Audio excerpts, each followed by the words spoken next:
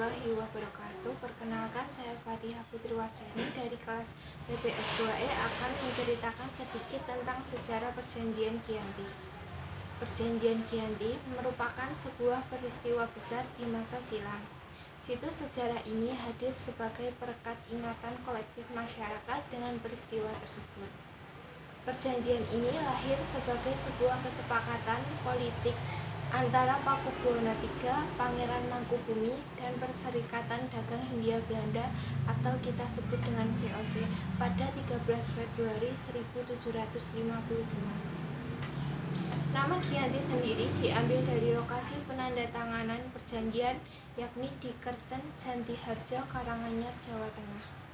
Di masa silam, perjanjian Giyanti ini dibuat dalam rangka meredam api konflik yang telah terjadi berlarut-larut.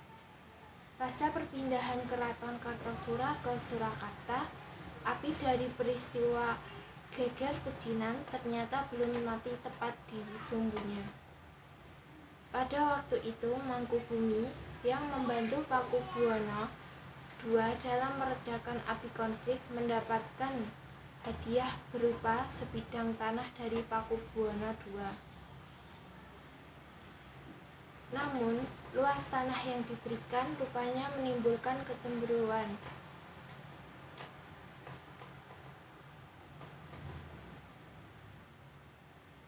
Salah seorang pangeran lalu mengeluhkan ketidakadilan terkait hadiah tersebut kepada Gubernur Jenderal Baron van Imhoff.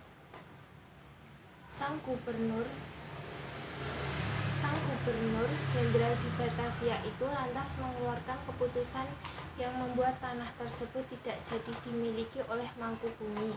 Sejak saat itulah pecah perang Mangkubumen. Puluhan ribu prajurit Belanda dan prajurit Jawa tewas.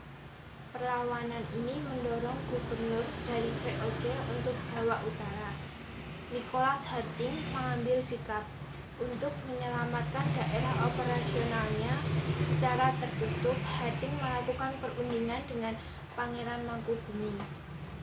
Pada 23 September 1754, nota kesepahaman antara VOC dan Mangkubumi terlaksana. Pada 4 November 1754, Pakubuwono III menyatakan persetujuan terhadap hasil perundingan Gubernur Jawa Utara dengan Mangkubumi. Surat pernyataan itu disampaikan oleh Pakubuwono III kepada Gubernur Jenderal VOC, Jacob Mosel. Kemudian kesepakatan itu mendorong terjadinya sebuah perjanjian besar yang ditandatangani di Desa Giyanti, beberapa kilometer di sebelah timur Surakarta. Penandatanganan perjanjian Giyanti ini menjadi pangkal dari terbelahnya tanah Jawa menjadi dua bagian, atau yang dikenal dengan istilah Palihan Nagari.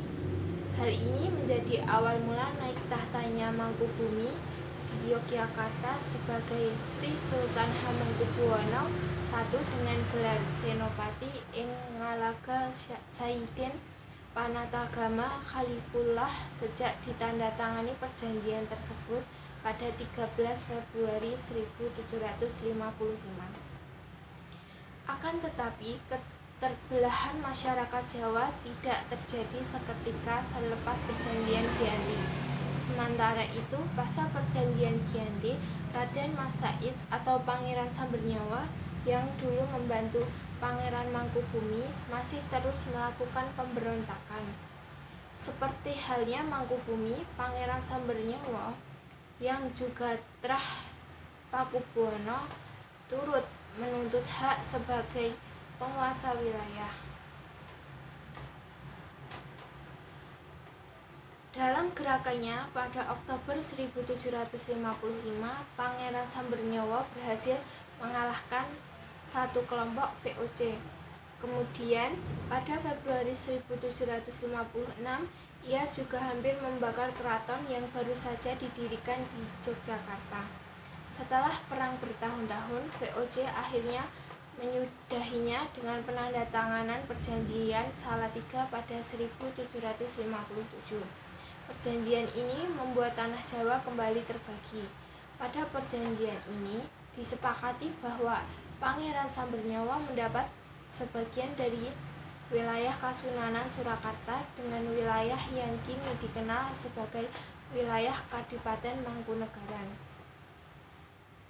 Dinamika politik yang digerakkan oleh angin revolusi pada masa pertengahan 1940 membuat masing-masing mengalami nasib yang berbeda.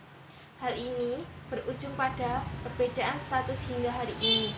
Di masa Republik Indonesia, Kasunanan Surakarta dan Kadipaten Mangkunegaran menjadi situs cagar budaya. Sementara wilayah Yogyakarta yang di dalamnya juga terdapat Paku Alaman menjadi daerah istimewa. Terima kasih. Wassalamualaikum warahmatullahi wabarakatuh.